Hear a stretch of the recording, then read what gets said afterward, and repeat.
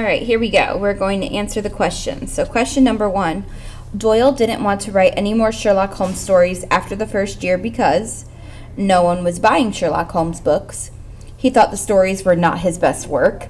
He wanted to spend more time working in his office, or he couldn't think of any more Holmes stories.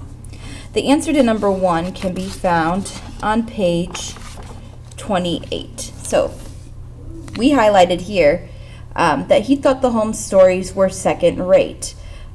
Remember, we said that he thought that those stories were just okay. They weren't the best things that he's ever written. But other people really enjoyed them.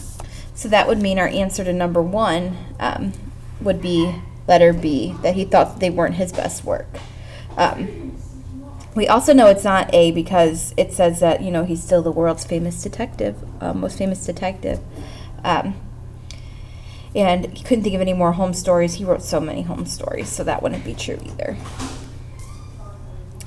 Number 2, Doyle's first job was that of, if we look back on the very first page of our reading, page 26, we highlighted here that Doyle studied medicine and that he wanted to be an eye doctor, and by 1882, that is what he was. So that means the answer to number 2 is A, he was an eye doctor. Number 3, each of the following statements about Sherlock Holmes stories is true except. So we're looking for 3 correct answers here to leave us with 1 wrong answer. So letter A, Doyle wrote 68 Holmes tales. B, only the Bible has sold more copies. C, Holmes stories are the best known works of Doyle. Or D, no one reads Sherlock Holmes stories. So let's take a look towards the end, the very last page, page 29. That very first sentence we see right here, Doyle wrote 68 Sherlock Holmes tales.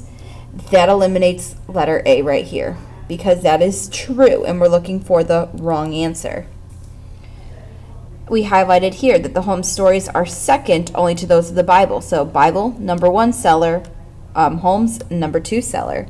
That's what it says here, that only the Bible has sold more copies. So that is a true fact. We're getting rid of that one. And then when we look here at the very end, to the world he will forever be the creator of the world's best known detective. That kind of shows us that it's, he's still very well known today if people know who Sherlock Holmes is. I'm sure you've heard that name before. So that would probably mean that D is the wrong answer here, that no one reads these stories. That's not true. People still read these stories today because they are his best known works. Number 4, Sherlock Holmes's character resembles one of Doyle's patients, is named after one of Doyle's friends, acts like the poet Oliver Wendell Holmes, or resembles one of Doyle's college teachers. Well, I believe it's back on page 27. We highlighted some things right here to tell us about the detective. We said that Doyle fashioned the detective after one of his college teachers, and that he was named Sherlock Holmes because of the poet Oliver Wendell Holmes. So, if we look here for number 4, resembles one of Doyle's patients is not true. We didn't say that. Is named after one of Doyle's friends. We didn't say that. In fact, right here at sidekick, it says his sidekick was named after one of Doyle's friends, so that wouldn't be true. So we have acts like the poet or resembles one of the college teachers. He was named after Oliver Wendell Holmes, but it's not because the character acted like him. However, it does say here that he fashioned Sherlock Holmes after one of his college teachers. So the answer will be D. Number 5, the first Sherlock Holmes story first appeared in a book of short stories, was named A Study in Scarlet, impressed a publisher named Jim News, or was written by Edgar Allan Poe.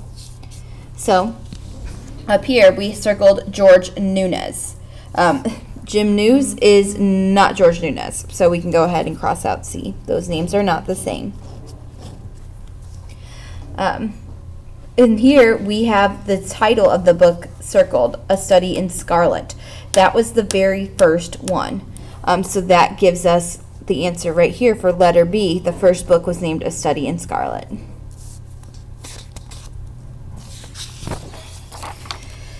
Number 6, Sherlock Holmes' assistant was a college professor named Dr. Watson, was a medical doctor called Dr. Watson, was named after a poet, or was killed in a story called The Final Problem.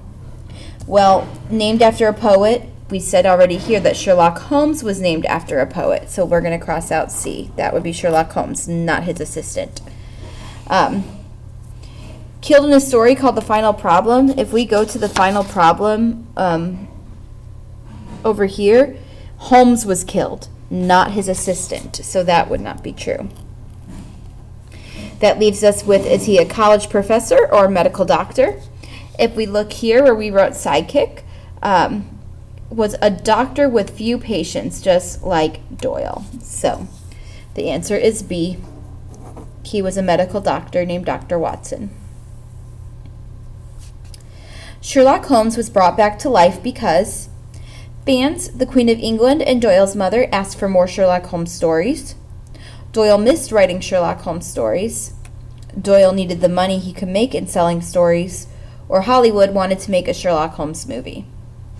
We're going to go ahead and eliminate D right here because in nowhere in this entire article did we even mention the word movie. So we're going to get rid of that.